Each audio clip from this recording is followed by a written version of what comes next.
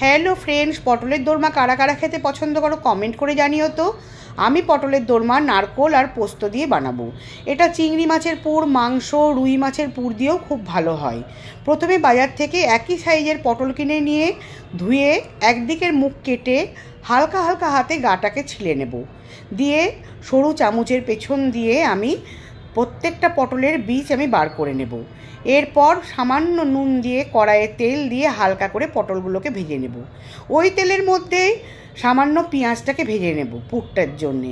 এরপর কড়াইয়ে তেল দিয়ে কালো জিরে ফোড়ন দিয়ে কাঁচা লঙ্কা দিয়ে বেটে রাখা পোস্ত আর নারকোল, নুন সামান্য দিয়ে নাড়াচাড়া করে লাস্টে নামানোর আগে ভেজে রাখা পেঁয়াজটাকে আমি দিয়ে দেব। দিয়ে আবার ভালো করে মিশিয়ে আমি নামিয়ে ঠান্ডা হতে দেব।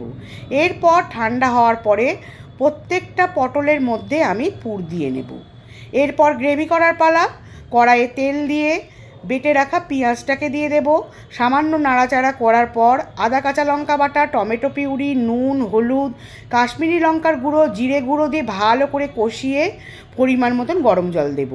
ঝোল যেই ফুটে উঠবে পুর ভরা পটলগুলোকে আমি দিয়ে ভালো করে ফুটতে দেব। আর একদলা আমি পোস্ত আর নারকোলের যে মশলাটা তৈরি করে রেখেছিলাম ওটা দিয়ে দেব। দিয়ে ভালো করে যখন শুকনো শুকনো হয়ে আসবে নামিয়ে আমি গরম গরম পরিবেশন করব। যদি ভিডিওটা ভালো লাগে লাইক, কমেন্ট, সাবস্ক্রাইব করে দিও।